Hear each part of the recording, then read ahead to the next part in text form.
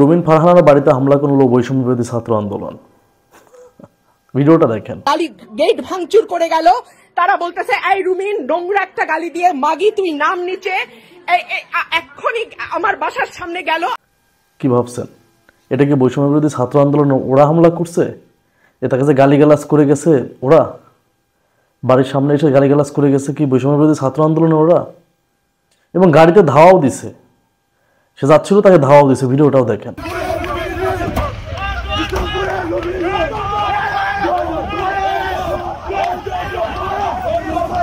কি মনে করছেন এটা বৈষম্য বিরোধী ছাত্র আন্দোলন ওরা দিছে?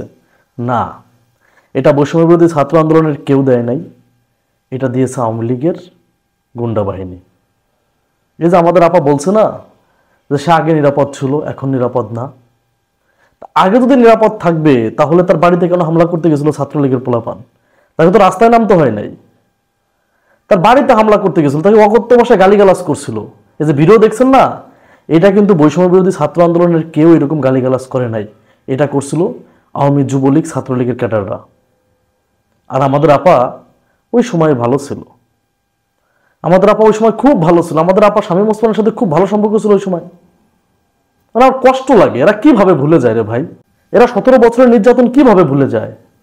আমি তো মিলাইতে পারি না আসলে কি এরা মানুষ না অন্য অন্য গ্রহের কিছু। সত্যি বলতেছে আমি মিলাইতে পারি না। শোনেন একটা কথা বলি, শিক্ষা যদি আপনার এখন না হয় শিক্ষা কবে হবে?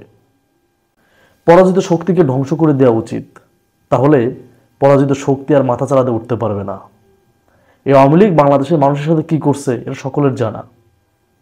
এই আওয়ামী লীগকে বাংলাদেশে পুনর্বাসন করা, আওয়ামী লীগের ছাপাই গাওয়া, এটা আসলে আমি ভালো চোখে দেখি না। আমি মনে করি এরা হচ্ছে দালাল, এরা আওয়ামী লীগের দালাল, এরা ইন্ডিয়ার দালাল। সত্যি করে বলতেছি, আমি এদেরকে এর থেকে ভালো বলতে পারবো না, এর থেকে জঘন্যভাবে ভাষায় বলা গেলেও আমি বলতাম। সত্যি বলতেছি। তো ওই যে দেখছেন না, অনেকেই মনে করছেন যে এই সিরুমে শুধু কাঁপাই, না, রাজপথেও কাঁপাইতে পারি ভাই, অনেক কাঁপাইছি। হয়তো আমাকে চেনেন আপনারা অল্প দিন, অনেক আগে কাঁপাইছি। তো আমি মনে করি যুদ্ধটা এই যারা নব্য আওয়ামী লীগের দালাল এদের বিরুদ্ধে করতে হবে ভাই, এর থেকে বাঁচার উপায় নাই। কারণ আমি যেটা করে ফেলেছি, আপনার কি মনে হয় শিক্ষার্থী মারা গেছে 2000, শেখ হাসিনা পুলিশ মারার কথা বলতেছে 3000, বোঝেন নাই? তার বাপের বাড়ি ঘর ভাঙছেন, তার বাপের মূর্তি ভাঙছে, ছেড়ে দিবে শেখ হাসিনা? না, ছেড়ে দিবে না। আমরা চাচ্ছি বাংলাদেশে আওয়ামী লীগ পুনর্বাসন না হোক, আর বিএনপির একটা অংশ চাচ্ছে আওয়ামী লীগ বাংলাদেশে পুনর্বাসন হোক। আওয়ামী লীগের ছাপাই গাওয়া মানে কি? যে আগেই ভালো ছিলাম এই কথা বলা মানে কি? এই কথা বলা মানে হচ্ছে আওয়ামী লীগকে প্রমোট করা, যে আওয়ামী লীগ আগে ভালো ছিল আবার আওয়ামী লীগকে বাংলাদেশে নিয়ে আসো। আমার মনে হয় বিএনপি যারা হাইকমান্ড আছে, বিশেষ করে তারেক রহমান সাহেব, আপনার এই বিষয়টা নজর দেওয়া উচিত। যারা এই ধরনের কথা বলবে তাদেরকে থামিয়ে দেওয়া উচিত আমি মনে করি, অথবা বহিষ্কার করাও বেটার।